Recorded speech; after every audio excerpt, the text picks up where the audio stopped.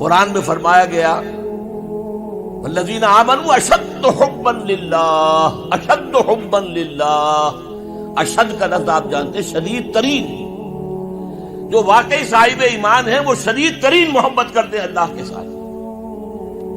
اور رسول نے اپنے بارے میں فرما دیا بہت خوبصورتی سے، لا یؤمن احدکم حتی اکون احب الیہ من والدہ وولدہ والناس اجمعین، تم میں سے کوئی شخص مومن نہیں ہو سکتا جب تک کہ میں اسے اس کے باپ سے، اس کے بیٹے سے اور تمام انسانوں سے زیادہ محبوب نہ ہو جاؤں۔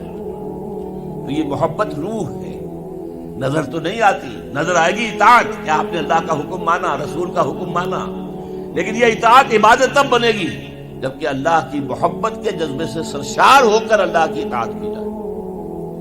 چنانچہ قرآن میں اس کی بڑی عمدہ مثال ہے، جب حضرت موسیٰ علیہ السلام پہلی مرتبہ فرعون کے دربار میں پیش ہوئے تو فرعون نے مذاق اڑایا کہ یہ آیا ہے یہ موسیٰ اور یہ ہارون اس کا بھائی، اور یہ ہم پر حکم چلانا چاہتے ہیں، وَقَوْمُهُمَا لَنَا عَابِدُونَ، حالانکہ ان کی قوم تو ہماری عابد قوم ہے، غلام قوم ہے۔ اب یہاں عبادت کے کیا معنی ہے؟ بنی اسرائیل پوجتے نہیں تھے، وہ بادشاہ کی پرستش نہیں کرتے تھے، لیکن بادشاہ کی اطاعت کرنے پر مجبور تھے، اطاعت کرتے تھے۔ اس کو اس نے کہا وَقَوْمُهُمَا لَنَا عَابِدُونَ، ان کی قوم جو ہے وہ تو ہماری عابد ہے، عبادت گزار ہے، ہماری غلام ہے، ہماری اطاعت شعار ہے، ان کو کیا حق پہنچتا ہے، ہماری بلی ہم ہی کو میاؤں۔ اچھا کوئی شخص کہہ دے کہ یہ تو فرعون کا لفظ ہے، آپ اسے دلیل کے طور پر لے آئے، اللہ کا لفظ تو نہیں ہے یہ، تو وہ بھی سن لیجئے۔ ایک دوسری ملاقات میں حضرت موسیٰ علیہ السلام نے جب دعوت پیش کی تو فرعون نے طنز کیا، الم نربک فینا ولیدا، اے فرعون، اے موسیٰ تم وہی نہیں ہو جسے ہم نے اپنے گھر میں پالا پوسا تھا۔ اللہ تعالیٰ کے حکم سے حضرت موسیٰ کو تو ایک صندوق میں بند کر کے دریائے نیل میں ڈال دیا تھا ان کی والدہ نے۔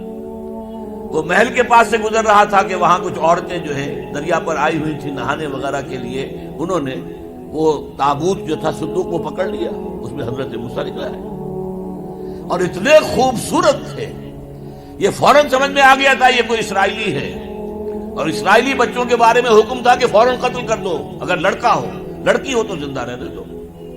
لیکن یہاں حضرت آسیہ تھی، فرعون کی ایک بیوی جو مسلمان تھی، بنی اسرائیل میں سے تھی، انہوں نے کہا فرعون سے لا تقتلوہ، مت قتل کرو، قرۃ عین لی ولک، دیکھو ہمارے ہاں اولاد نہیں ہے، یہ تو میرے اور تمہارے لیے آنکھوں کی ٹھنڈک بن جائے گا، دیکھو کتنا خوبصورت بچہ ہے، لہذا ان کو قتل نہیں کیا گیا۔ اللہ تعالیٰ نے ایک جگہ سورہ طٰہٰ میں احسان گنایا ہے حضرت موسیٰ پر، وَأَلْقَيْتُ عَلَيْكَ مَحَبَّةً مِّنِّي، میں نے اے موسیٰ تم پر اپنی محبت کا پردہ ڈال دیا تھا، ایسی محبت خدا بندی، ایسا اس کا جذبہ ابھرا لوگوں کے اندر کہ حضرت موسیٰ کو قتل نہیں پہنچایا گیا، محل میں پلے ہیں۔ تو اس کے بعد فرعون کی اس وقت تک اولاد نہیں تھی، بعد میں اولاد ہو گئی، لیکن وہ جو بعد میں اولاد ہونے والا جو ہے پیدا ہونے والا شہزادہ، وہ حضرت موسیٰ کو اپنا بڑا بھائی سمجھتا تھا۔ تو حضرت موسیٰ کو جب تانا دیا الم نربک فینا ولیدا، اے موسیٰ تم وہی نہیں ہو جسے ہم نے بچپن میں پالا پوسا تھا، ہمارے ٹکڑوں پر پلے اور آج ہمارے منہ کو آ رہے ہو۔ اس کا جواب کیا دیا حضرت موسیٰ نے؟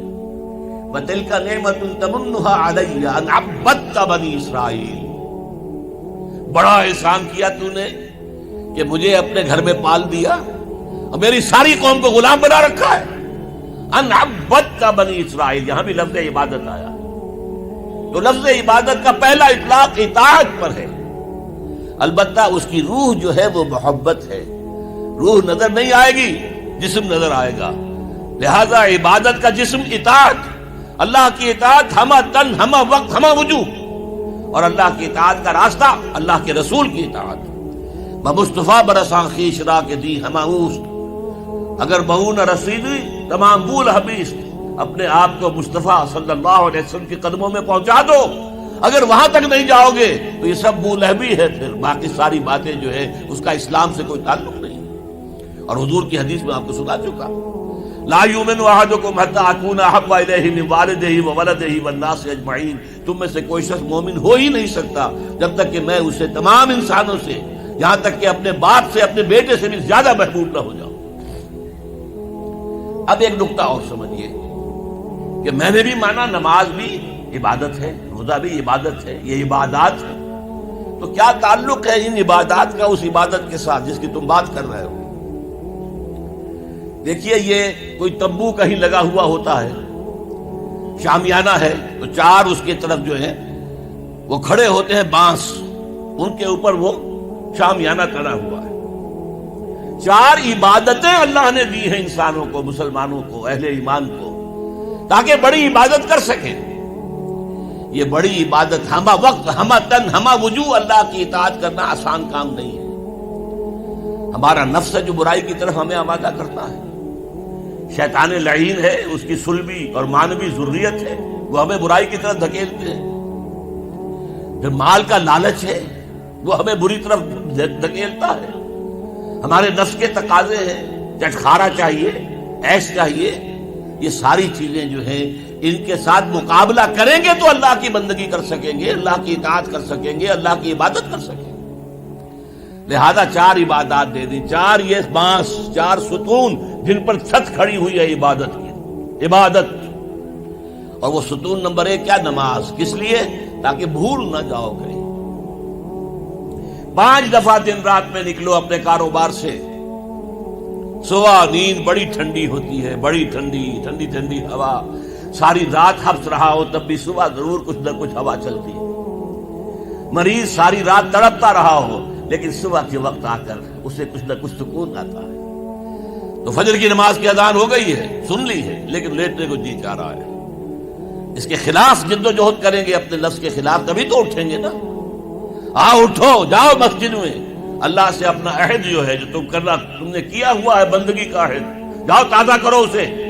4 رکعتوں میں 4 دفعہ کہو ایاک نعبد و ایاک نستعین، اے اللہ ہم تیری ہی بندگی کرتے ہیں، تجھ ہی سے مدد مانگتے ہیں۔ پھر تم دھندا کرو گے، کاروبار کرو گے، دفتروں میں جاؤ گے، پھر ظہر کے وقت پھر آ جاؤ مسجد میں، پھر عہد تازہ کرو۔ پھر کوئی تھوڑا سا قیلولہ کر لیا، کوئی تھوڑا سا آرام کر لیا، کچھ کھانا کھایا، پھر گئے اپنی دکان پر، لیکن پہلے عصر کی نماز پڑھ لو، پہلے تم اپنا عہد جو ہے پھر تازہ کر لو، پھر غروب وقت، غروب سورج کے وقت پھر تازہ کرو، رات کو سونے سے پہلے پھر تازہ کرو۔ حفیظ جالندری کا بڑا عمدہ شعر ہے کہ سرکشی نے کر دیے دھندلے نقوش بندگی، آؤ سجدے میں گرے لوح جبین تازہ کرے۔ یہ ہماری یہ سلیٹ ہے، لوح تختی ہے، اس پر لکھا ہوا کہ ہم اللہ کے بندے ہیں، لیکن سرکشی جو اندر سے آ رہی ہے نفس کی، اس نے اس لوح کے اوپر جو لکھا ہوا ہے ہم اللہ کے بندے ہیں، اسے دھندلا کر دیا ہے۔ آؤ سجدے میں گریں، زمین پر اپنی اس پیشانی کو رگڑیں تاکہ وہ جو نقش ہے بندگی کا وہ تازہ ہو جائے۔